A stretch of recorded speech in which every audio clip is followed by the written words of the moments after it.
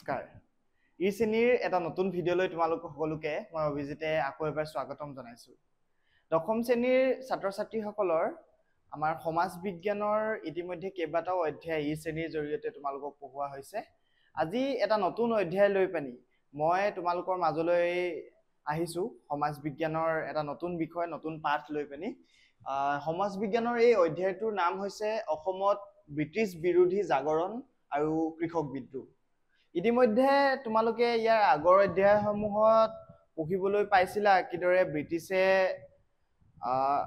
সমগ্ৰ ভাৰতবৰ্ষতে তেওঁলোকৰ ঔপনিৱেশিক শাসন পাতি কিদৰে তেওঁলোকে শোষণ আৰু নিৰ্যাতন চলাবলৈ লৈছিল আৰু এই শোষণ আৰু নিৰ্যাতনৰ ফলশ্ৰুতিতে জন্ম হৈছিলে আমাৰ যি চিপাহী বিদ্ৰোহৰ পৰা আৰম্ভ কৰি স্বাধীনতা আন্দোলনৰ যি পটভূমি সেই পটভূমি ৰচনা হৈছিলে তোমালোকে কেৱল মাত্ৰ দশম শ্ৰেণীতে নহয় তাৰ আগতেও নৱম বা অষ্টম শ্ৰেণীতো তোমালোকে এই যি ব্ৰিটিছৰ নিৰ্যাতন বা শোষণ আৰু তাৰ ফলশ্ৰুতিত ভাৰতীয় মানুহৰ মনত জন্ম হোৱা ক্ষোভৰ ফলশ্ৰুতিত যি এক আন্দোলন বা এক প্ৰতিবাদ সৃষ্টি হৈছিলে সেই প্ৰতিবাদৰ বিষয়ে তোমালোকে অলপ হলেও সকলোৱে জানা আজি আমি পঢ়িবলগীয়া বিষয়টো হৈছে অসমতনো কেনেকৈ এটা ব্ৰিটিছ বিৰোধী জাগৰণ সৃষ্টি হৈছিলে আৰু এই ব্ৰিটিছ বিৰোধী জাগৰণত আমি অসমৰ প্ৰেক্ষাপটত এক কৃষক বিদ্ৰোহ বুলি আমি কিয় ক'ব পাৰো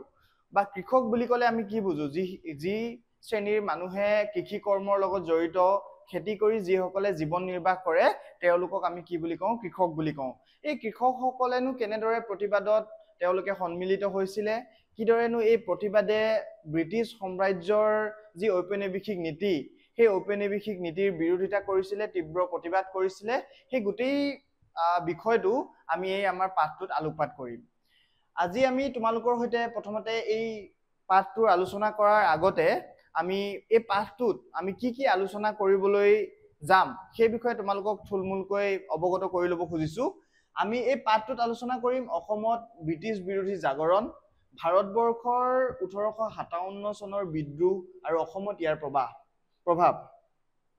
তোমালোকে 1857 চনৰ যি চিপাহী বিদ্ৰোহ সেই চিপাহী বিদ্ৰোহৰ বিষয়ে সকলোৱে অলপকে হলেও থুলমূলকে হলেও জানা আমি পাঠৰ ভিতৰলৈ যাওঁতে এই যোনবোৰ আমাৰ পটভূমি আছে বেকগ্ৰাউণ্ড আছে সেই বেকগ্ৰাউণ্ডবোৰ তোমালোকৰ সৈতে আলোচনা কৰিম যাতে তোমালোকে বস্তুবোৰ ৰিলেট কৰি ইতিহাসৰ ঘটনাবোৰ কি হয় ইতিহাসৰ ঘটনাবোৰ সদায় আমি ক্ৰম অনুসৰি জানিবলৈ চেষ্টা কৰিব লাগিব ইয়াৰ আগৰ ক্ৰমবোৰ যদি আমি নাজানো তেতিয়া কি হ'ব তেতিয়া আমি ইয়াৰ যোনবোৰ দ্বিতীয় ক্ৰম আছে বা ইয়াৰ যোনবোৰ পিছৰ কাহিনী আছে সেই কাহিনীবোৰ জনাত বা ইতিহাসটো জনাত আমি কি হ'ম আমাৰ বুজাত খেলি মেলি লাগিব পাৰে গতিকে আমি তোমালোকক যিমান পাৰো আমি পটভূমিবোৰ বেকগ্ৰাউণ্ডবোৰ আমি তোমালোকক জনাই যাম গতিকে এই পাঠটোত কি কৈছে 1857 চনৰ বিদ্ৰোহ আৰু অসমত ইয়াৰ প্ৰভাৱ কেনেকৈ পৰিছিলে মনিৰাম দেৱানৰ বিষয়ে আমি ইয়াত জানিবলৈ পাম তোমালোকে মনিৰাম দেৱানৰ নাম শুনিছা ইতিহাসত সেই মনিৰাম দেৱাননো কোন আছিলে মনিৰাম দেৱানৰ বিদ্ৰোহৰ কাৰণ ফলশ্ৰুতি কি হৈছিল গৈ গোটেইখিনি আমি এ টু জেড সকলোখিনি জানিবলৈ চেষ্টা কৰিম বিদ্ৰোহৰ বিফলতাৰ কাৰণসমূহ আমি জানিবলৈ চেষ্টা কৰিম এই যে অসমত ব্ৰিটিছ বিৰোধী জাগৰণ সৃষ্টি হৈছিলে এই জাগৰণটো কি হৈছিলে এটা সময়ত খুব গভীৰভাৱে এই প্ৰভাৱ পেলাইছিলে অসমৰ প্ৰেক্ষাপটত কিন্তু ইয়াৰ প্ৰভাৱ কেনেকৈনো বিস্তৃত হৈ পানি হেকত গৈ পানি কিন্তু কি হৈছিলে বিফল হৈছিলে সেই বিষয়ে আমি এই পাঠটোৰ জৰিয়তে জানিব পাৰিম ইয়াৰ পিছত যদি আমি চাওঁ অসমত ব্ৰিটিছৰ ৰাজহ বন্দোবস্তিৰ প্ৰভাৱ এই বিষয়ে আমি জানিব পাৰিম কিদৰে ব্ৰিটিছে কৰ কাটল আদি আৰোপ কৰাৰ ফলত অসমৰ জনসাধাৰণে ইয়াৰ বিৰোধিতা কৰিছিলে বা ইয়াৰ ফলত অসমৰ জনসাধাৰণৰ মনত কেনে ধৰণৰ এক ধৰণৰ তীব্ৰ অসন্তুষ্টিৰ ভাৱ সৃষ্টি হৈছিলে সেই সম্পৰ্কেও আমি জানিব পাৰিম আৰু আমি জানিব পাৰিম ৰাইজমেল আৰু বিভিন্ন স্থানত হোৱা কৃষক বিদ্ৰোহ অসমৰ বিভিন্ন স্থানত এই ৰাইজমেলৰ পৰা গৈ কেনেকৈনো কৃষক বিদ্ৰোহৰ ৰূপ লৈছিলে কৃষক বিদ্ৰোহৰ ফলশ্ৰুতিত অসমত কিদৰে এটা ব্ৰিটিছ বিৰোধী জাগৰণ সৃষ্টি হৈছিলে সেই গোটেই কথাখিনি আমি পাঠটোৰ ভিতৰলৈ যেতিয়া যাম তোমালোকৰ সৈতে যেতিয়া আলোচনা কৰিম তেতিয়া আমি এই গোটেই কথাখিনি গম পাম গতিকে আহা আমি পাঠটোৰ ভিতৰলৈ যাওঁ কিনো আছে ক'ত কি কিয় বিখ্যাত আমি সকলোখিনি পাঠৰ ভিতৰলৈ গ'লেহে গম পাম গতিকে আমি প্ৰথমতে আমি ক'ব লাগিব যে অসমত যিটো আমাৰ ব্ৰিটিছ বিৰোধী জাগৰণ হৈছিলে সেয়া আৰম্ভ হৈছিলে ব্ৰিটিছসকলৰ যি ঔপনিৱেশিক নীতি, তেওঁলোকৰ যি শোষণ নিৰ্যাতন, ভাৰতীয় মানুহৰ ওপৰত তেওঁলোকৰ যি এক ধৰণৰ নিৰ্যাতন চলিছিলে, তাৰ ফলশ্ৰুতিতে এই বিদ্ৰোহৰ অগনি জ্বলি উঠিছিলে।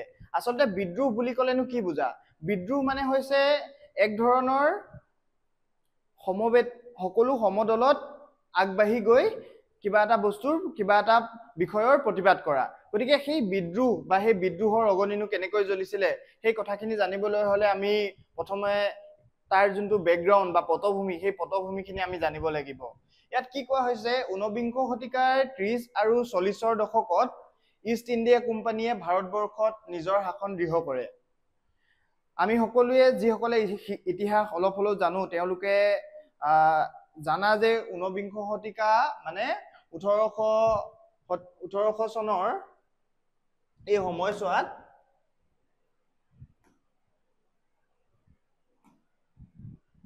ঊনবিংশ শতিকা বুলি ক'লে আমি কি বুজো?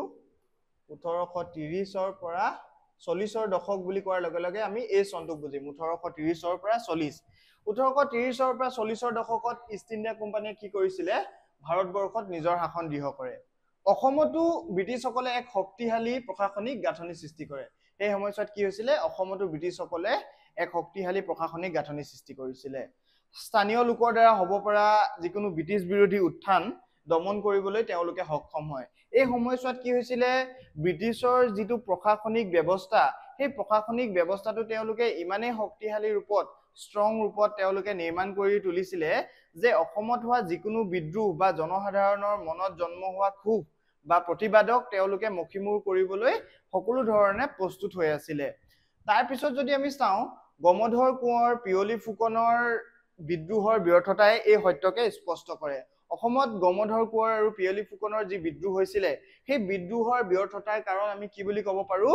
ব্ৰিটিছৰ যি ঐকান্তিক প্ৰচেষ্টা, ব্ৰিটিছৰ প্ৰতিবাদৰ বাবে তেওঁলোকৰ যিটো তেওঁলোকৰ প্ৰশাসনিক শিথিলতা, সেই প্ৰশাসনিক শিথিলতা বা প্ৰশাসনিক যিটো ব্যৱস্থা, সেই ব্যৱস্থাটোৰ শক্তিশালী ৰূপটোৱে কি কৰিছিলে? এই যিবোৰ আমাৰ প্ৰজাই, যোনবোৰ অসমৰ জনতাই যোনবোৰ বিদ্ৰোহ কৰিছিলে, এই বিদ্ৰোহবোৰক দমন কৰিবলৈ তেওঁলোক সফল হৈছিলে। নতুন ৰাজহ ব্যৱস্থা কৰি অৰ্থনৈতিক নিজৰ নিয়ন্ত্ৰণত আনে। এই সময়ছোৱাতে কি কৰিছিলে? ব্ৰিটিছে নতুন ৰাজহ ব্যৱস্থা আনিছিলে। সেই নতুন ৰাজহ ব্যৱস্থাই কি কৰিছিলে? ভাৰতৰ লগতে আমাৰ যোনটো অৰ্থনৈতিক ব্যৱস্থা, তেওঁলোকৰ প্ৰথমতে ৰাজনৈতিক ব্যৱস্থাটো তেওঁলোকে প্ৰথমতে নিয়ন্ত্ৰণলৈ আনিলে। তাৰপিছত দেখিলে যে প্ৰতিবাদত বহা এই যোনবোৰ সাধাৰণ প্ৰজা বা জনগণ, সেই জনগণৰ মূল ভেটিটোৱে হৈছে অৰ্থনীতি। গতিকে তেওঁলোকে কেনেকৈনো এই অৰ্থনীতিটোক মষিমূৰ কৰিব পাৰে, তেওঁলোকৰ অৰ্থনীতিটোক দুৰ্বল কৰি তুলিব পাৰে, যাতে তেওঁলোকে মূৰ দাঙি থিয় হৈ উঠিব নোৱাৰে, সেই তেনেদৰে তেওঁলোকৰ যোনবোৰ অৰ্থনৈতিক নীতি, অৰ্থনৈতিক এটা ব্যৱস্থাৰ যিবোৰ অৰ্থনৈতিক নীতি, সেই অৰ্থনৈতিক নীতিবোৰ তেওঁলোকে প্ৰস্তুত কৰিছিলে। এই নতুন ব্যৱস্থাত চৰকাৰে কৰ কাটল সংগ্ৰহকে মুখ্য উদ্দেশ্য হিচাপে গ্ৰহণ কৰে। দৰিদ্ৰ প্ৰজা তথা কৃষকৰ দুখ দুৰ্দশা মোচন কৰিবলৈ কোনো পদক্ষেপ লোৱা নাছিলে। এই যোনটো পটভূমি আমি বিশ্লেষণ কৰিলো, ইয়াত কি কোৱা হৈছে? ইয়াত ব্ৰিটিছে এক এনেধৰণৰ ব্যৱস্থা, ৰাজহ ব্যৱস্থা বা অৰ্থনৈতিক ব্যৱস্থা তেওঁলোকে নিৰ্মাণ কৰিছিলে, য'ত সাধাৰণ প্ৰজাৰ দুখ দুৰ্দশা বা সাধাৰণ প্ৰজাৰ যি মানসিক অৱস্থা, শাৰীৰিক মানসিক অৱস্থা, সেই মানসিক অৱস্থাক কোনো ধৰণে তাত গুৰুত্ব দিয়া হোৱা নাছিলে। কেৱল মাত্ৰ ব্ৰিটিছৰ ইউৰোপৰ পৰা অহা সেই ইষ্ট ইণ্ডিয়া কোম্পানীৰ ব্যক্তিগত লাভালাভ, তেওঁলোকৰ ব্যৱসায়িক লাভালাভৰ বাবে তেওঁলোকে কি কৰিছিলে? ভাৰতৰ জনতাক তেওঁলোকে সকলো ধৰণে এক শোষণৰ নীতি তেওঁলোকে আৰোপ কৰিছিলে। গতিকে এই কথাখিনি আমি জানো কিদৰে ব্ৰিটিছে ভাৰতবৰ্ষত তেওঁলোকৰ ঔপনিৱেশিক শাসন বা নীতি প্ৰতিষ্ঠা কৰি তেওঁলোকে অসমীয়া মানুহক তথা ভাৰতীয় মানুহক কিদৰে শোষণ বা অত্যাচাৰ চলাইছিলে, সেই কথাখিনি আমি যিসকল ছাত্ৰ ছাত্ৰীয়ে ইতিহাস অলপ হ'লেও পঢ়িছো, তেওঁলোকে সকলোৱে এই কথাখিনি জানো। কিন্তু এই যোনটো আমাৰ অসমৰ কৃষক বিদ্ৰোহৰ কথা ক'বলৈ যাওঁতে এই পাতনিখিনি আমি জনাটো দৰকাৰ। এই কাৰণেই আমি আগতেও কৈছো যে ইতিহাস জানিবলৈ হ'লে আমি ইয়াৰ ক্ৰমটো বা ইয়াৰ যোনটো পৃষ্ঠভূমি বা ইয়াৰ বেকগ্ৰাউণ্ড, সেই বেকগ্ৰাউণ্ডখিনি আমি জানিব লাগিব। ইয়াৰ পিছত আমি যদি চাওঁ, ব্ৰিটিছ শাসনৰ পূৰ্বে অসমত মুদ্ৰা ব্যৱহাৰৰ পৰা মুক্ত ৰাজহ প্ৰণালী আছিলে। ব্ৰিটিছৰ পূৰ্বে অসমত কি আছিলে? অসমত মুদ্ৰাৰ ব্যৱস্থা নাছিলে। অসমত আগতে কি চলিছিলে? বিনিময় প্ৰথা চলিছিলে বা এনেকুৱা ধৰণৰ ৰজাৰ শাসন কালত সেই সময়ত অসমত বিনিময় প্ৰথাৰ দৰে ব্যৱস্থা আছিলে, কিন্তু মুদ্ৰাৰ ব্যৱস্থা নাছিলে। ব্ৰিটিছে অসমত মুদ্ৰা ব্যৱহাৰৰ পৰা মুক্ত ৰাজহ প্ৰণালী আছিলে। মুদ্ৰা আহোমৰ যুগত মুদ্ৰাৰ নিৰ্মাণ হৈছিলে যদিও সেই মুদ্ৰা কি আছিলে? যোনটো আমাৰ ৰাজহ ব্যৱস্থা, কৰ বা টেক্স যোনটো চিষ্টেম, সেই চিষ্টেমৰ আওতালৈ মুদ্ৰাক অনা হোৱা নাছিলে। তাৰপিছত যদি আমি চাওঁ, ইংৰাজে প্ৰৱৰ্তন কৰা টকাৰ মাধ্যমত খাজানা সংগ্ৰহ কৰাটোৱে কৃষকৰ ওপৰত অতিৰিক্ত চাপ সৃষ্টি কৰে। অসমৰ যিসকল কৃষক আছিলে, সেই কৃষকসকল আছিলে তেওঁলোকে অৰ্থনৈতিকভাৱে স্বাৱলম্বী আছিলে, কাৰণ তেওঁলোকে কৃষি কৰি অসমত তেওঁলোকে নিজেই উৎপাদন কৰি পিনি সকলোখিনি বস্তু যোনখিনি কেঁচা মাল বুলি আমি ক'ব পাৰোঁ, সেইখিনি নিজেই উৎপাদন কৰি তেওঁলোকে কি কৰিছিলে? তেওঁলোকৰ জীৱন নিৰ্বাহ কৰিছিলে। কিন্তু ব্ৰিটিছে কি কৰিছিলে? ব্ৰিটিছে তেওঁলোকৰ ওপৰত আমাৰ যোনখিনি সাধাৰণ কৃষক শ্ৰেণী আছিলে, সেই কৃষক শ্ৰেণীৰ ওপৰত তেওঁলোকে টকাৰ মাধ্যমেৰে খাজানা বা কৰ আৰোপ কৰিছিলে। গতিকে সেয়া কৰাৰ লগে লগে কি হৈছিলে? এক ধৰণৰ অতিৰিক্ত চাপৰ সৃষ্টি কৰিছিলে। আগতে যেতিয়া ভাৰতবৰ্ষত বা অসমত কৰ ৰজাই সংগ্ৰহ কৰিছিলে, সেই কৰসমূহ কেনেধৰণৰ আছিলে? যে ধানৰ 1/3 ধান ৰজাক দিব লাগিব, 1/2 ধান ৰজাক দিব লাগিব, বা তেওঁলোকে যি উৎপাদন কৰিছে সেই উৎপাদনৰ 1 অংশ ৰজাক দিব লাগিব, বা ৰজাৰ যি প্ৰশাসনিক ব্যৱস্থা, সেই প্ৰশাসনিক ব্যৱস্থাত সাধাৰণ ৰাইজে সহায় কৰিব লাগিব। কিন্তু এই ব্ৰিটিছে তাৰ বিপৰীতে কি কৰিছিলে? মাটিৰ খাজানা বা পট্টা নিৰ্মাণ কৰি অসমৰ ৰাইজক কি কৰিছিলে, বা ভাৰতৰ ৰাইজক কি কৰিছিলে? টকাৰ মাধ্যমত এই খাজানা সংগ্ৰহটোৱে কি কৰিছিলে? কৃষকৰ ওপৰত এক ধৰণৰ অতিৰিক্ত চাপৰ সৃষ্টি কৰিছিলে। ব্ৰিটিছৰ যদি আমি ভূমি ৰাজহ নীতিৰ বিষয়ে আমি চাওঁ, এই কথাখিনি আমি যোনটো আমাৰ চেপ্টাৰটোৰ নাম, আমি যে কৈছো যে অসমত কৃষক বিদ্ৰোহৰ উদগনি, বা আমাৰ যোনটো কৃষক বিদ্ৰোহ কেনেকৈ সৃষ্টি হৈছিলে, জাগৰণ ব্ৰিটিছ বিৰোধী ভাৱৰ কেনেকৈ সৃষ্টি হৈছিলে, সেই কথাখিনি জানিবলৈ হ'লে ব্ৰিটিছৰ যি ৰাজহ নীতি বা ব্ৰিটিছৰ যি কৰ কাটল আৰোপ, সেই কৰ কাটল আৰোপে যে এই কৃষক শ্ৰেণীৰ ওপৰত এক ধৰণৰ অতিৰিক্ত চাপৰ সৃষ্টি কৰিছিলে, তেওঁলোকৰ দুখ দুৰ্দশা মোচন কৰিবলৈ ব্ৰিটিছে কোনো ধৰণৰ আঁচনি বা তেনেকুৱা ধৰণৰ ব্যৱস্থা গ্ৰহণ কৰা নাছিলে। এই বস্তুবোৰে কি কৰিছিলে? লাহে লাহে এই গোটেই মানুহখিনিৰ মনত এক ধৰণৰ ক্ষোভৰ জন্ম দিছিলে, হতাশাৰ জন্ম দিছিলে, আৰু হতাশাৰ পৰা শেষত গৈ পিনি কি হৈছিলে? খঙৰ জন্ম দিছিলে। খং গৈ শেষত গৈ কি হৈছিলে? প্ৰতিবাদত ৰূপান্তৰিত হৈছিলে, আৰু সেই প্ৰতিবাদেই এসময়ত গৈ পিনি কি হৈছিলে? প্ৰতিবাদৰ পৰা গৈ সেয়া বিদ্ৰোহ হ'ল, আৰু বিদ্ৰোহে এক ধৰণৰ আন্দোলনৰ ৰূপ দিলে। গতিকে আমি এই কথাখিনি জনাটো দৰকাৰ। ভূমি ৰাজহ বৃদ্ধিৰ নীতিত কি কৰিছিলে? ব্ৰিটিছ চৰকাৰে নতুন ভূমি ৰাজহ নীতি প্ৰৱৰ্তন কৰিছিলে। ৰাজহৰ পৰিমাণ কৃষকে দিব পৰাতকৈ বহু বেছি আছিলে। আনন্দৰাম ঢেকিয়ালে 1853 চনত মফ মিলছক লিখা আৰ্জিত এই বিষয়ে উল্লেখ কৰিছিলে। ব্ৰিটিছে যি ধৰণৰ ভূমি ৰাজহ নীতি প্ৰস্তুত কৰিছিলে, সেই গোটেই কথাখিনি তোমালোকে ভৱিষ্যতে যদি ইতিহাস পঢ়িবলৈ যোৱা, ব্ৰিটিছৰ ভূমি ৰাজহ বৃদ্ধিৰ নীতি, সেই কথাখিনি তোমালোকে ভৱিষ্যতে ভালদৰে ইতিহাস পঢ়িলে গম পাবা কিদৰে তেওঁলোকে সাধাৰণ মানুহৰ ওপৰত তেওঁলোকৰ কৰ আৰোপ কৰি কষ্ট দিছিলে বা তেওঁলোকৰ ওপৰত অত্যাচাৰ চলাইছিলে। কিন্তু এতিয়া তোমালোকে যিহেতু 10ম শ্ৰেণীত আছা, বা তোমালোকৰ পাঠত এইখিনিয়ে তোমালোকৰ বাবে উপযুক্ত বুলি কৈছে, গতিকে তোমালোকে ইমানখিনি জনাটোৱে জৰুৰী। তাৰপিছত ব্ৰিটিছৰ যোনবোৰ কৰ কাটল বা ৰাজহৰ যোনবোৰ নীতি নিয়ম, সেই নীতি নিয়মসমূহ বিস্তাৰিতভাৱে জানিবলৈ হ'লে তোমালোকে ভৱিষ্যতে অধ্যয়ন কৰিব লাগিব, আৰু ইতিহাসৰ প্ৰতি তোমালোকৰ ধাউতি এতিয়াৰ পৰাই বঢ়াব লাগিব। ইয়াত আমি কি কৈছে? ব্ৰিটিছৰ যোনবোৰ নীতি বনাইছিলে, সেই নীতিবিলাকত কি আছিলে? কৃষকে দিব পৰাতকৈ সেই কৰৰ পৰিমাণটো বহুত বেছি আছিলে। কৃষকে সিমানখিনি টেক্স কেতিয়াও দিবই নোৱাৰে, বা সিমানখিনি টেক্স দিলে তেওঁলোকৰ ঘৰ পৰিয়াল বা তেওঁলোকৰ জীৱনটো সুন্দৰ ৰূপত কেতিয়াও নচলে। গতিকে তোমালোকে বিভিন্ন সময়ত কৃষকৰ ওপৰত অত্যাচাৰ হৈয়ে আছে, অতীজৰ পৰা হৈয়ে আছে, মধ্যযুগতো বিভিন্ন সময়ত কি আছিলে? ৰাজহ বা কৰ কাটল কৃষক শ্ৰেণীয়ে ভাৰতবৰ্ষত দি আহিছে।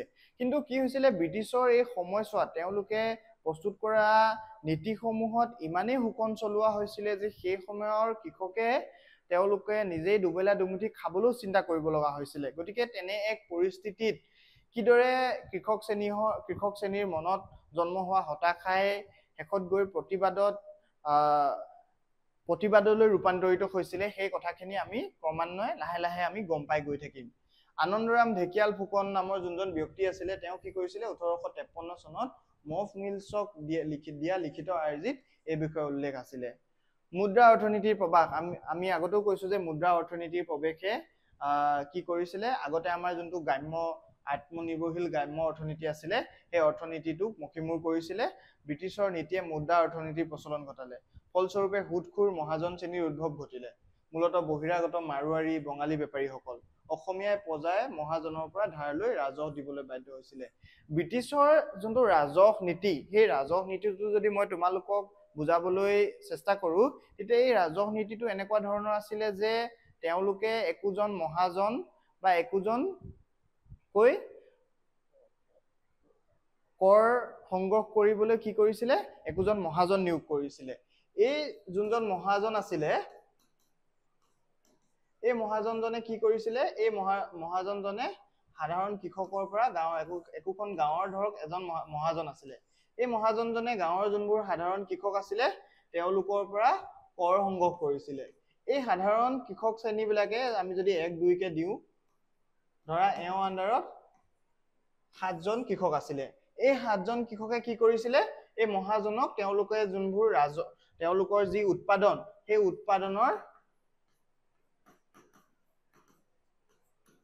উৎপাদনৰ যি লাভালাভ সেই লাভালাভৰ পৰা এই মহাজনক কৰ দিব লাগিছিলে।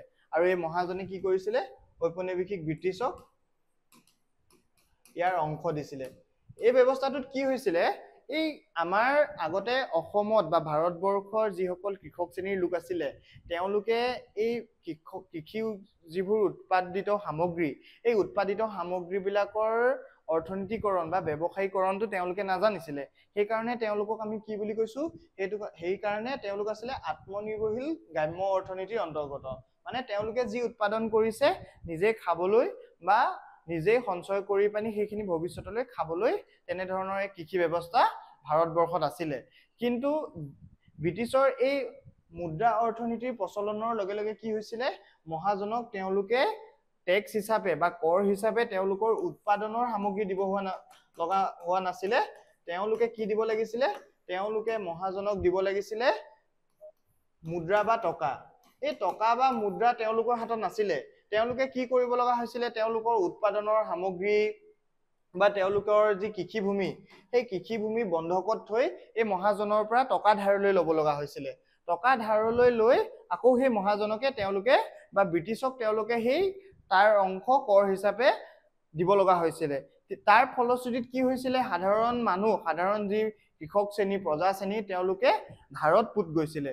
ধাৰত পোত গোৱাৰ লগে লগে তেওঁলোকে কি কৰিছিলে তেওঁলোকে এক ধৰণৰ অৰ্থনৈতিক সংকট বা কৃষকৰ দুৰাৱস্থা হৈছিলে। এই ব্যৱস্থাটোত কি হৈছিলে এই ব্যৱস্থাটোত আমাৰ যিসকল অসমীয়া মহাজন বা অসমীয়া যোনসকল জমিদাৰ আছিলে তেওঁলোকো হাৰি গৈছিলে। কাৰণ এই গোটেই যোনটো অৰ্থনৈতিক ব্যৱস্থা মুদ্ৰা ব্যৱস্থাত এই মুদ্ৰা ব্যৱস্থাটোত অসমত মূলতঃ বহিৰাগত মাৰোৱাৰী বঙালী বেপাৰীসকলে কি কৰিছিলে ইয়াত তেওঁলোকে নিজৰ ব্যৱসায়িক ভেটি স্থাপন কৰিছিলে। এই অসমৰ এই যিসকল মহাজন আছিলে এই মহাজনসকলে যে তেওঁলোকক টকা ধাৰলৈ দিছিলে সেই ধাৰে লোৱা টকাখিনি কি হৈছিলে তেওঁলোকে চক্ৰবৃদ্ধি সুদ বা তোমালোকে গণিতত পঢ়িবলৈ পাইছা চক্ৰবৃদ্ধি সুদত কিদৰে ধাৰৰ পৰিমাণটো লাহে লাহে ঋণত বাঢ়ি গৈ থাকে। এবছৰ দুবছৰ তেনেকৈ বাঢ়ি গৈ থাকে। গতিকে এনে পৰিৱেশত অসমৰ যিসকল আত্মনিৰ্ভৰশীল কৃষক আছিলে বা ভাৰতবৰ্ষৰ যিসকল আত্মনিৰ্ভৰশীল কৃষক আছিলে তেওঁলোকৰ অৱস্থা খুবেই বেয়া হৈ গৈ আছিলে। আৰু এই অৰ্থনৈতিক দুৰাৱস্থাই তেওঁলোকক কি কৰিছিলে হতাশ কৰিছিলে তেওঁলোকক ক্ষোভিত কৰিছিলে। গতিকে ইয়াৰ পিছত যদি আমি চাওঁ অৰ্থনৈতিক সংকট আৰু কৃষকৰ দুৰাৱস্থাৰ বিষয়ে যদি আৰু চাওঁ বজাৰ আৰু সমাৰোহ সীমাবদ্ধতাই গ্ৰামীণ অৰ্থনীতি দুৰ্বল কৰিছিলে। এই কথাখিনি আমি দেখুৱালো কিদৰে আচলতে এই যিখিনি ৰুট লেভেলৰ মানুহ শিপাৰ মানুহ যোনখিনি গ্ৰাম্য অৰ্থনীতিৰ লগত জড়িত মানুহ এই মানুহখিনিয়ে যেতিয়া অৰ্থনৈতিক ভেটিটো দুৰ্বল হৈ থাকিব এটা অৰ্থনীতি কি থাকে এটা অৰ্থনীতিত যেতিয়া সমানতা নাথাকে বা সমতা নাথাকে তেতিয়া কি হ'ব সেই অৰ্থনৈতিক এক ধৰণৰ বেয়া অৱস্থা চলি থাকিব বা মন্দাৱস্থা চলি থাকিব। এক শ্ৰেণীৰ মানুহ ধনী হৈ গৈ থাকিব, এক শ্ৰেণীৰ যোনখিনি দুখীয়া মানুহ দুখীয়া হৈয়ে গৈ থাকিব। গতিকে সেই ব্যৱস্থাটো অসমতো দেখা গৈছিলে। বজাৰ সমাৰৰ যি গ্ৰামীণ অৰ্থনীতি, সেই গ্ৰামীণ অৰ্থনীতি একেবাৰে দুৰ্বল হৈ পৰিছিলে। আগৰ যি ব্যৱস্থা, আগৰ সেই তেওঁলোকৰ যি লাগিলেও তেওঁলোকৰ যি ঘৰতে উৎপাদিত হোৱাৰ যোনটো প্ৰথা আছিলে, সেই প্ৰথাৰ বিলুপ্তিয়ে কি কৰিছিলে, কৃষক শ্ৰেণীৰ মাজত এক ধৰণৰ অৰ্থনৈতিক দুৰাৱস্থাৰ সৃষ্টি কৰিছিলে। লগতে সেই সময়ত দুৰ্ভিক্ষও দেখা দিছিলে।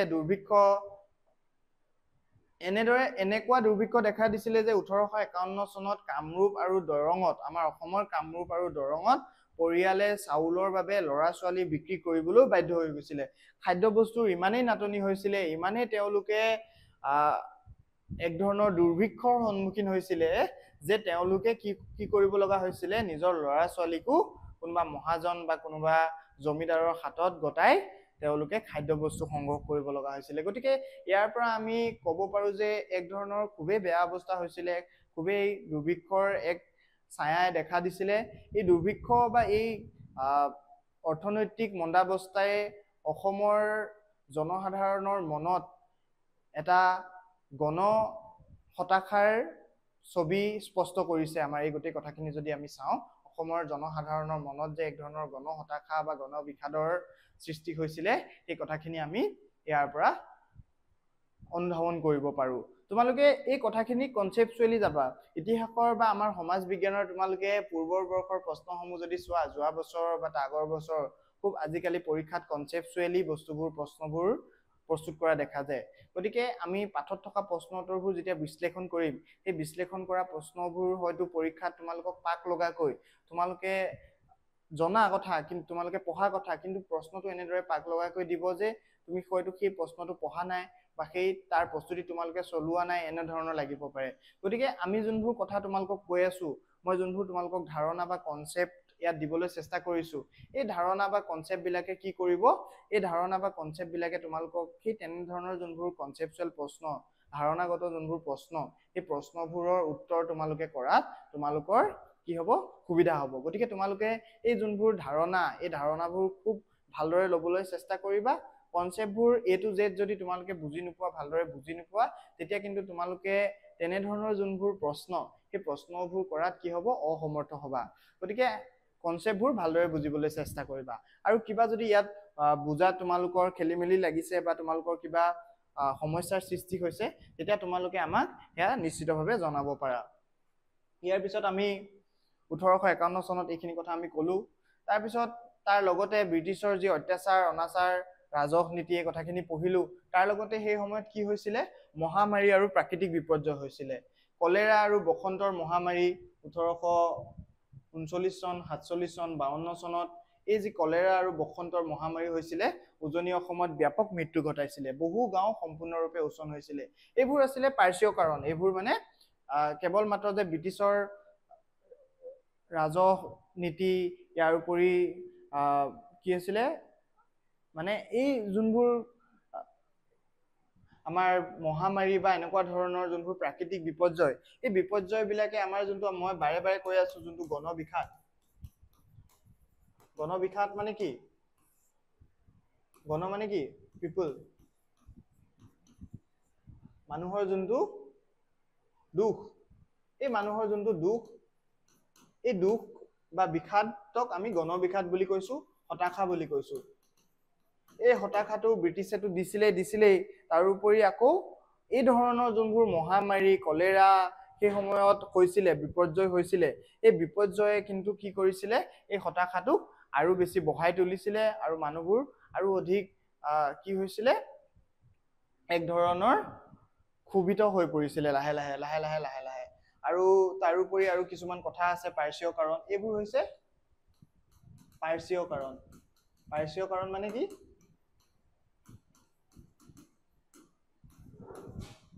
ইয়াৰ এইবিলাক আমি কি আলোচনা কৰি আছো, আমি পটভূমি আলোচনা কৰি আছো। কিহৰ পটভূমি আলোচনা কৰি আছো, স্বাধীনতা আন্দোলনৰ সময়ত হ'বলগীয়া স্বাধীনতা আন্দোলনৰ বাবে যি পটভূমি ৰচনা হৈছিলে ভাৰতত, অসমত, সেই বিষয়ে আমি ইয়াত আলোচনা কৰি আছো। চাহ শিল্পৰ বিকাশ আৰু প্ৰভাৱে কিদৰে এক ধৰণৰ কৃষকৰ চাপ সৃষ্টি কৰিছিলে সেই বিষয়ে আমি ইয়াত যদি চাওঁ, ইংৰাজে ঊনবিংশ শতিকাৰ আগভাগতে উজনি অসমত চাহ বাগিচা স্থাপন কৰিছিলে।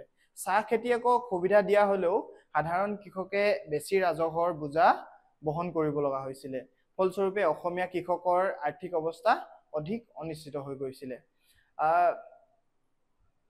কি হৈছিলে, অসমত চাহ বাগিচা স্থাপন হৈছিলে উজনি অসমত, সেইকাৰণে চাহ খেতিয়কক, যিসকল চাহ খেতিয়ক বাহিৰৰ পৰা অসমলৈ আমদানি কৰা হৈছিলে, তেওঁলোকক কি কৰা হৈছিলে, তেওঁলোকক অধিক সা সুবিধা দিয়া হৈছিলে। অসমৰ কৃষকৰ ওপৰত কৰ বোজা কৰাৰ সমান্তৰালভাৱে তেওঁলোকক কিন্তু অসমৰ যিসকল কৃষক বা অসমৰ যিসকল সাধাৰণ প্ৰজা, সেই প্ৰজা শ্ৰেণীৰ মানুহক সেইখিনি সা সুবিধা দিয়া হোৱা নাছিলে।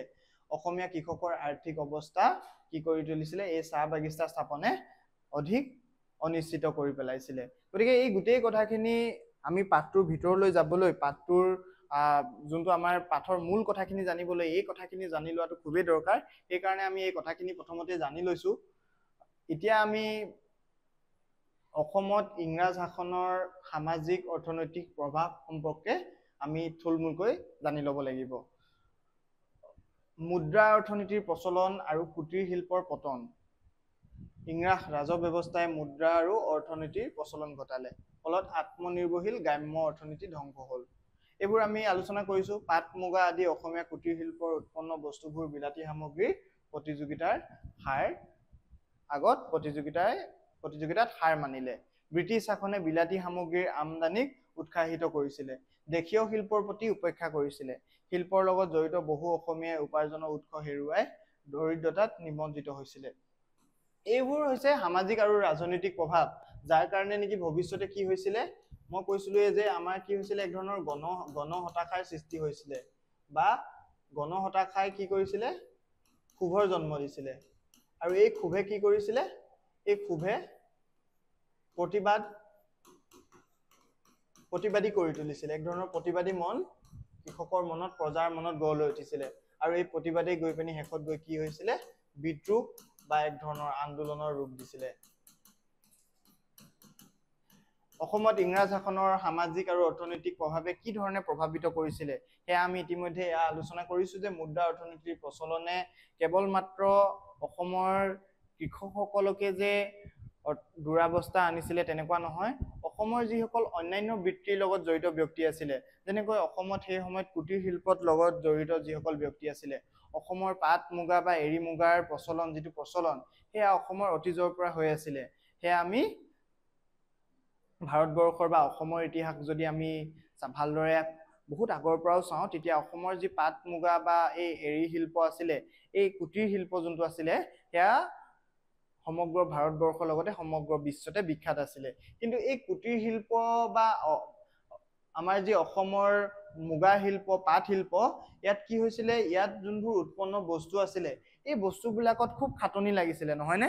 আমাৰ পাট মুগা বা যিসকলে তোমালোকে এই পাট মুগা বা কুটিৰ শিল্পৰ বিষয়ে অলপ হলেও জানা, তেওঁলোকে জানা যে পলুৰ পৰা কিদৰে প্ৰস্তুত কৰি পিনি সূতা নিৰ্মাণ কৰা হয়, সূতা নিৰ্মাণ কৰি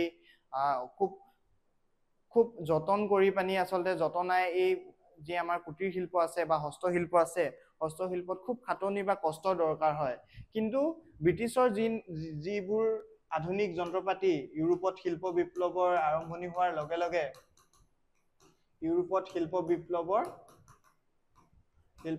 হোৱাৰ পিছত কি হৈছিলে, যিবোৰ যান্ত্ৰিক যোনবোৰ বস্তু পাতিৰ নিৰ্মাণ হৈছিলে, সেই যন্ত্ৰয়ে নিৰ্মাণ কৰা সেই বস্তুবোৰত কিন্তু আমাৰ যোনবোৰ মেনুৱেলি বা মানুহে কৰা কষ্টতকৈ সেই কষ্টবিলাকত কিন্তু তাতকৈ বহু কম কষ্ট কৰিব লগা হৈছিলে। গতিকে সেই বহু কম কষ্ট কৰিবলগীয়া হোৱাৰ বাবে কি হৈছিলে, এই যে অসমীয়া কুটিৰ শিল্প বা এই যে অসমৰ যোনবোৰ সাধাৰণ মানুহে মেনুৱেলি বা মানুহে কষ্ট কৰি অতীজৰ পৰা নিৰ্মাণ কৰি এটা বৃত্তিৰ লগত জড়িত হৈ আছিলে, এই মানুহখিনিক মাধমাৰ কোনে দিছিলে? সেই যে ব্ৰিটিছে যন্ত্ৰৰ জৰিয়তে নিৰ্মাণ কৰা, সূতাৰে নিৰ্মাণ কৰা কাপোৰ, সেই কাপোৰবোৰ খুব কম বিলাতী সামগ্ৰী যিবোৰ আহিছিলে, সেই সামগ্ৰীবিলাকে কি কৰিছিলে, অসমীয়া গ্ৰাম্য অৰ্থনীতিৰ এক ধৰণৰ ভেটি স্থাপন কৰা কুটিৰ শিল্পক কি কৰিছিলে মাধমাৰ দিছিলে ব্ৰিটিছ শাসনে বিলাতী সামগ্ৰীৰ আমদানিক উৎসাহ দিছিলে দেশীয় শিল্পৰ প্ৰতি উপেক্ষা কৰিছিলে কেৱল মাত্ৰ কাপোৰে বুলি ক'লে নহ'ব আমাৰ যিসকল মাটিৰ শিল্প আছিলে বা মাটিৰ শিল্পী আছিলে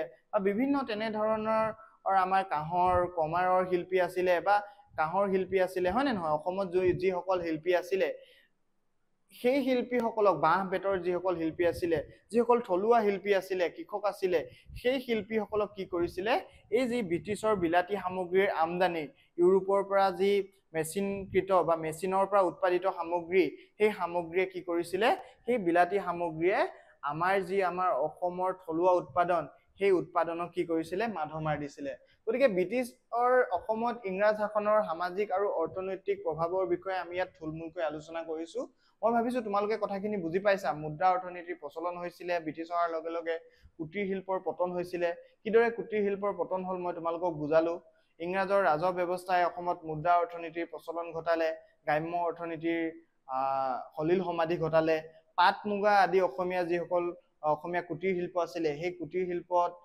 বিলাতী সামগ্ৰীৰ প্ৰতিযোগিতাৰ আগত পাট মুগাই হাৰ মানিলে ব্ৰিটিছ শাসনে বিলাতী সামগ্ৰীৰ আমদানিক উৎসাহ দি পিনি দেশীয় শিল্পৰ প্ৰতি উপেক্ষা কৰিছিলে শিল্পৰ লগত জড়িত বহু অসমীয়া উপাৰ্জনৰ উৎস হেৰুৱাই দৰিদ্ৰতাত নিমজ্জিত হৈছিলে গতিকে এই কথাখিনি আমাৰ ভৱিষ্যতে আমি আগলৈ আমি যিখিনি পঢ়িম সেই পঢ়াখিনিৰ লগত এই কথাখিনি খুবেই জৰুৰী গতিকে আমি এই কথাখিনি ভালদৰে এতিয়া জানি ললো এতিয়া আমি আগলৈ যাওঁ হা অভিজাত শ্ৰেণীৰ অৱনতি এইখিনি আছিলে আমাৰ কি ক'ব লাগিব আমি এইখিনি আছিলে আমাৰ অৰ্থনৈতিক প্ৰভাৱ এতিয়া যদি আমি চাওঁ সামাজিকভাৱে কি হৈছিলে অভিজাত শ্ৰেণীৰ অৱনতি হৈছিলে ব্ৰিটিছৰ আমোলাত যেতিয়া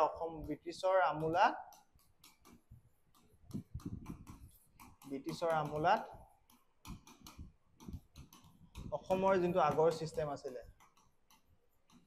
অসমত ব্ৰিটিছ অহাৰ আগতে কোনে ৰাজত্ব কৰিছিলে আহোমসকলে ৰাজত্ব কৰিছিলে আহোমসকলৰ বিষয়ে তোমালোকে নৱম শ্ৰেণীত তোমালোকে পঢ়িছিলা মোৱামৰীয়া বিদ্ৰোহ তাৰ আগৰ সেই গোটেই কাহিনীখিনি তোমালোকে পঢ়িছিলা তেতিয়া আমি পাইছিলো যে পাইক পথাত কিদৰে বৰা ডেকা শইকীয়া হাজৰিকা এনেদৰে উপাধিসমূহত কি কৰিছিলে উপাধিসমূহ নিয়োগ কৰি সেইবিলাকক একোটা সেনা বা সেনাপতি হিচাপে নিয়োগ কৰি পাইক ব্যৱস্থাটো চলি আছিলে হয়নে গতিকে এই যি আহোমৰ আমোলা বা বিষয়া আহোম দা ডাঙৰীয়াসকলে কি আছিলে আৰম্ভণিৰ লগতে ব্ৰিটিছসকলৰ লগত যুক্ত হ'ব বিচাৰিছিলে কিন্তু তেওঁলোকৰ কি আছিলে তেওঁলোকৰ আধুনিক শিক্ষা নাছিলে তেওঁলোকে নতুন শাসনত অংশ কৰিবলৈ অপাৰগ হৈছিলে প্ৰশাসনত বংগদেশৰ পৰা শিক্ষিত বঙালী বাবুসকলক আনি নিযুক্ত কৰা হ'ল ফলত অসমীয়া অভিজাত সমাজ কৰ্ম সংস্থাপন আৰু প্ৰভাৱ দুয়ো হেৰুৱাবলৈ ধৰিলে এইটো কি হৈছিলে ব্যৱস্থাটোত অসমৰ যিসকল অভিজাত শ্ৰেণীৰ লোক আছিলে এই যে মই যে কৈছিলো যে ব্ৰিটিছৰ আমোলাত যে তেওঁলোকৰ যোনটো ৰাজনৈতিক ব্যৱস্থা আছিলে তেওঁলোকৰ ৰাজনৈতিক ব্যৱস্থাত ব্ৰিটিছৰ বহুতো মন্ত্ৰী সভাতো বহুত মন্ত্ৰী আছিলে কেৱল মাত্ৰ বৰগোহাঁই বুঢ়াগোহাঁই তেওঁলোকে নহয় বহু তেওঁলোকৰ মন্ত্ৰী আমোলা আছিলে বা তেওঁলোকৰ ৰজাঘৰীয়া মানুহ আছিলে অধ্যবন্ত মানুহ আছিলে ইমানদাৰী আমি কি পাতি আছিলো সাধাৰণ প্ৰজা সাধাৰণ যিসকল সাধাৰণ শ্ৰেণীৰ গ্ৰাছ লেভেলৰ ৰুট লেভেলৰ যোনখিনি শিল্পী বা মানুহ সেই মানুহখিনিৰ কথা পাতি আছিলো এতিয়া আমি পাতিব লাগিব এই অভিজাত শ্ৰেণীৰো পতন হৈছিলে এই যোনখিনি অভিজাত শ্ৰেণী কোনে নিৰ্মাণ কৰিছিলে আহোমে নিৰ্মাণ কৰিছিলে বা আহোমৰ শাসন কালত এইখিনি এই মানুহখিনিয়ে কি আছিলে শাসন প্ৰণালীৰ লগত জড়িত ব্যক্তি আছিলে কিন্তু আৰম্ভণিৰ পৰা এই অভিজাত শ্ৰেণীখিনি কি আছিলে সাধাৰণ মানুহৰ লগত নাছিলে প্ৰথমতে তেওঁলোকে ব্ৰিটিছৰ লগত মিলিজুলি চলিবলৈ চেষ্টা কৰিছিলে ব্ৰিটিছৰ তেওঁলোকে কি কৰিছিলে তেওঁলোকে ভুক্ত হৈ থাকিব বিচাৰিছিলে কিন্তু ব্ৰিটিছে তেওঁলোকক লোৱা নাছিলে কাৰণ তেওঁলোকৰ আধুনিক শিক্ষা নাছিলে তেওঁলোকৰ ইউৰোপৰ যি শিক্ষা প্ৰণালী সেই শিক্ষা প্ৰণালীয়ে তেওঁলোক শিক্ষিত নাছিলে দক্ষ নাছিলে তেওঁলোক গতিকে তাৰ কাৰণে ব্ৰিটিছে কি কৰিছিলে আমাৰ বংগদেশৰ পৰা আমাৰ কি কৰিছিলে প্ৰশাসনৰ বাবে শিক্ষিত বঙালী বাবুসকলক আনি নিযুক্ত কৰিছিলে ইয়াৰ ফলত কি হৈছিলে এই যিসকল অভিজাত শ্ৰেণীৰ মানুহ তেওঁলোকে কৰ্ম সংস্থাপন আৰু তেওঁলোকৰ যি সমাজত সামাজিক প্ৰভাৱ আছিলে অৰ্থনৈতিক প্ৰভাৱ আছিলে এই দুইখিনি হেৰুৱাই তেওঁলোকো গণহতাশাত ভুগিছিলে গতিকে আমি ইয়াৰ পৰা এটা কথাই গম পালো যে কেৱল মাত্ৰ সাধাৰণ বা আমি যোনখিনি ইতিমধ্যে আমি কথা পাতিলো গ্ৰাছ লেভেলৰ বা যোনখিনি ৰুট লেভেলৰ মানুহ সেই ৰুট লেভেলৰ মানুহখিনিয়ে নহয় অভিজাত শ্ৰেণীৰ যোনখিনি মানুহ আছিলে সেই মানুহখিনিও এক ধৰণৰ হতাশাত ভুগিছিলে তাৰ পিছত আমি যদি চাওঁ মৌজাদাৰ আৰু বহিৰাগত মহাজন প্ৰথা, কিছুমান আহোম অভিজাতক মৌজাদাৰৰ পদ দিয়া হ'ল, কিন্তু বহু অঞ্চলত শ্ৰীহট্ট মাৰোৱাৰ আদি স্থানৰ বঙালী আৰু মাৰোৱাৰীসকলক মৌজাদাৰ পদত নিযুক্ত কৰা হ'ল। ইয়াৰ ফলত অসমীয়া অভিজাত শ্ৰেণী বঞ্চিত হ'ল আৰু সামাজিক অসন্তোষ বৃদ্ধি পালে। এই যে মই কৈছিলো আমাৰ যোনটো ব্ৰিটিছৰ যোনটো ৰাজহ ব্যৱস্থা আছিলে, সেই ৰাজহ ব্যৱস্থাত তেওঁলোকে কি কৰিছিলে, একোজন জমিদাৰ বা মৌজাদাৰ পাতিছিলে। এই মৌজাদাৰজনে কি কৰিছিলে, এই মৌজাদাৰজনে অসমৰ একোখন গাঁও বা একোটা অঞ্চলত কি কৰিছিলে, একোটা মৌজাত তেওঁলোকে কি কৰিছিলে, তেওঁলোকে কৃষকৰ পৰা কৰ সংগ্ৰহ কৰিছিলে। এই কৰবিলাক সংগ্ৰহ কৰি পিনি কি কৰিছিলে, তেওঁলোকে সেইখিনি ব্ৰিটিছৰ হাতত গতাইছিলে। মানে তেওঁলোক একোজন বিষয়া। গতিকে এনেকুৱা বিষয়াটো আহোমেও আগতে পাতিছিলে। এই আহোমে পতা বিষয়াবিলাকক বিষয়বাব কিছুমানক দিয়া হৈছিল যদিও বহু অঞ্চলত কি হৈছিলে, শ্ৰীহট্ট মাৰোৱাৰ আদি স্থানৰ পৰা বঙালী আৰু মাৰোৱাৰীসকলক আনি পিনি তেওঁলোকক নিযুক্ত কৰা হৈছিলে। গতিকে ইয়াৰ পৰা আমি গম পালো যে সেই কথাটোৱে যে প্ৰথমতে তেওঁলোকে ব্ৰিটিছৰ ভুক্ত হৈ আছিলে। এই মানুহখিনি যেতিয়ালৈকে ব্ৰিটিছে তেওঁলোকক সা সুবিধা দিছিলে, যেতিয়ালৈকে তেওঁলোকে ভাবিছিলে যে তেওঁলোকে ব্ৰিটিছৰ শাসনত তেওঁলোকে আগৰ যোনটো পজিশ্যন, সেই পজিশ্যনতে তেওঁলোকে থাকি যাব। কিন্তু ব্ৰিটিছে কি কৰিলে, ব্ৰিটিছে ইহঁতক সেই চান্সটো নিদিলে বা সেই সুযোগখিনি নিদিলে। ইহঁতক কি কৰিলে, এই মানুহখিনিক তেওঁলোকে কি কৰিলে, এই মানুহখিনিক ব্ৰিটিছে কি কৰিলে, ব্ৰিটিছে তেওঁলোকৰ পদবী বা তেওঁলোকৰ যোনখিনি প্ৰাপ্য, সেই প্ৰাপ্যখিনি নিদিলে। আগতে যোনটো ব্যৱস্থাত তেওঁলোকে আছিলে সেই ব্যৱস্থাটোৰ পৰাও বঞ্চিত হ'ল। এতিয়া তেওঁলোক কি হ'ল, এতিয়া তেওঁলোক সেই সাধাৰণ প্ৰজাৰ দৰে তেওঁলোকৰ অৱস্থা হ'ল। তেওঁলোকে তেওঁলোকৰ নিযুক্তি হেৰুৱালে, তেওঁলোকে তেওঁলোকৰ অৰ্থনৈতিক যিটো স্বাৱলম্বিতা আছিলে আগতে সেইখিনিও হেৰুৱালে। এতিয়া তেওঁলোকৰ অৱস্থা কি হৈছিলে, সেই একেই সাধাৰণ মানুহৰ দৰে যি ব্ৰিটিছ বিৰোধী মন এটা লাহে লাহে গঢ় লৈ উঠিছে, এটা ধৰণৰ হতাশাৰ সৃষ্টি হৈছে, সেই হতাশাত তেওঁলোকো ভুগিবলৈ পালে। গতিকে আজি আমি ইমানখিনি আলোচনা কৰিলো কিদৰে এক ধৰণৰ হতাশাৰ সৃষ্টি হৈছে, গণ হতাশাৰ সৃষ্টি হৈছে। অসমীয়া মানুহে ব্ৰিটিছৰ শাসনত কিদৰে অৰ্থনৈতিক দুৰ্ভোগ বা দুৰ্ভিক্ষৰ সন্মুখীন হ'ব লগা হৈছে, ৰাজনৈতিক বা সামাজিকভাৱেও তেওঁলোকে কিদৰে এক ধৰণৰ অসন্তোষৰ ভাৱ সৃষ্টি হৈছে, তাৰ লগতে অভিজাত শ্ৰেণী বা যিসকল আহোমৰ শাসনকালত যিসকল ৰাজ ব্যৱস্থাৰ অন্তৰ্গত আছিলে, তেওঁলোকৰ সলনি বংগদেশৰ পৰা মাৰোৱাৰৰ পৰা মানুহ আনি তেওঁলোকৰ ঠাইত নিয়োগ কৰা হৈছিলে। সেই কথাখিনিও আমি পঢ়িলো। আৰু এই গণবিষাদে কিদৰে পিছলৈ এক ধৰণৰ বিদ্ৰোহ বা আন্দোলনমুখী এটা পৰিৱেশৰ অসমত সৃষ্টি কৰিছিলে, সেই বিষয়ে আমি গম পাম। গতিকে আমি আগলৈ আৰু কিছু খণ্ড তোমালোকলৈ এই পাঠটোৰ পৰা লৈ আহিম। আজি মই তোমালোকৰ সৈতে ইমানখিনি আলোচনা কৰিলো। সকলোকে ইমান দেৰি আমাৰ সৈতে সংযুক্ত হৈ থকাৰ বাবে ধন্যবাদ জনাইছো। আমাৰ ভিডিঅ'সমূহ তোমালোকে চাই যাবা বুলি আশা কৰিলো। ধন্যবাদ।